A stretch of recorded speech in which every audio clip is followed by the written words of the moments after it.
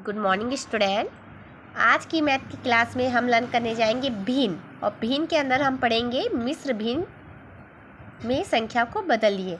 मैंने यहाँ कुछ क्वेश्चन लिख रखे हैं। जैसे पहला क्वेश्चन है हमारा 12/7, दूसरा है 11/2, तीसरा है 9/6 और 5/3। प्रश्न 1 और प्रश्न 2 को मैंने यहाँ हल करके इसलिए रखा है कि आपको समझाने में आसानी हो। तो चलिए स्टार्ट करते हैं। इसके नाम से ही क्लियर है, मिश्र भिन्न। मिश्र मतलब मिला हुआ, मिश्र मतलब मिला हुआ। तो किन चीज़ों से मिला हुआ? जब भी हम मिश्र भिन्न बनाते हैं तो ये दो चीज़ों से मिलकर बनता है। पहला गुणा और दूसरा जोड़। जब हम किसी संख्या का गुणा करके उसे जोड़ते हैं और जो उत्तर हमें मिलता है तो उससे हमें क्या मिलता है? मिश्र भिन्न। वो कैसे? तो चलिए देखते हैं। यहाँ पे लिखा है 12/7। मैंने क्या बोला था? इसमें गुणा करते हैं। तो 7 का गुणा अगर हम 1 से करते हैं, 7 × 7, और 7 में हम 5 जोड़ेंगे तो 8, 9, 10, 11, 12। तो क्या मिला हमको? 12। आगे ना 12/7, 7 × 7, और 7 में हम यहाँ पे आप जो दी गई संख्या है इसका हम गुणा करेंगे और ऊपर वाली संख्या के साथ इसको जोड़ देंगे। ये क्लियर हुआ? नीचे वाली संख्या का हमें ऐसी संख्या लेनी है नीचे से यहाँ पर जिसका गुणा करें, और गुणा करने बाद अगर हम उसे जोड़ें तो हमें ऊपर की वही संख्या हमें मिले। ध्यान देने की बात वही है, हमें नीचे वाली संख्या का ऐसी संख्या से गुणा करना है कि ऊपर वाली संख्या से जब हम उसे जोड़ें तो हमारा आंसर सेम आना चाहिए। यहाँ चाहे को जो भी नंबर हो हमें वही मिलना चाहिए। ऐसा नहीं है कि यहाँ पे आप 7 × 7 कर दिए और यहाँ पे आप 8 कर दिए, तो 7 × 7 और 8 में जोड़े तो 7 और 8 कितना हो गया? 7, 8, 15। तो वो गलत हो जाएगा। ऐसा नहीं करना है। 7 × 7 और 7 में ऐसी कौन सी संख्या हम जोड़े कि हमको 12 मिले? तो 7 में हम 5 जोड़े तो हमको क्या मिल गया? 12। तो ये चीज़ें क्या है? ध्यान देने वाली है। हमें वही संख्या के साथ गुणा करके उसे जोड़ना है कि जो हमें उत्तर का आंसर मिले। बस ध्यान देने की योग यही इम्पोर्टेंट बात है। नीचे की संख्या जो होती है वो सेम होती है, उसका गुणा करना है हमें, और गुणा करके ऐसी संख्या के साथ उसे जोड़ो कि हमें ऊपर की जो संख्या होगी उस वो हमें मिल जाए। देखिए मैंने वैसे ही किया है। 7 नीचे की संख्या सेम होगी, मैंने कहा था ना। 7 × 7 का हमने गुणा किया और ऊपर वाली संख्या से मैंने उसमें ऐसी संख्या जोड़ी, 5 जोड़ा। 7 × 7 और 7 में मैंने क्या जोड़ा? 5। तो मुझे क्या मिल गया? 12। तो ये मेरा उत्तर सही हो गया। दूसरा है 11/2। तो मैंने कहा था ना नीचे की संख्या सेम रहेगी 2। अब 2 से मैंने ऐसी संख्या का गुणा किया, 2 × 5 = 10।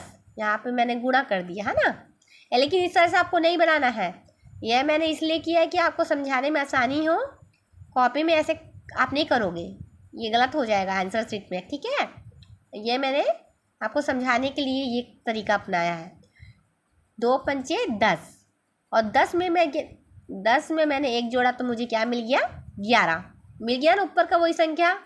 तो बस ध्यान ऐसे देना है कि नीचे की संख्या तो सेम रहेगी, उसका गुणा करके ऐसी संख्या से साथ उसको जोड़ो कि मुझे ऊपर की संख्या ही हमें मिले। क्या?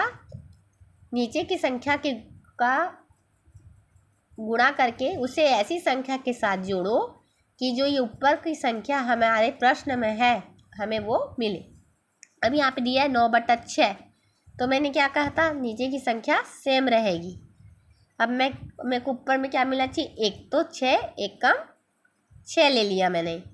और यहाँ पे कैसे करूँ? कौन सी संख्या डालूँ जो मेरे को 9 मिले? तो मैं 6 × 6 मैंने 6 × 6 किया और यहाँ पे 3 कर दिया।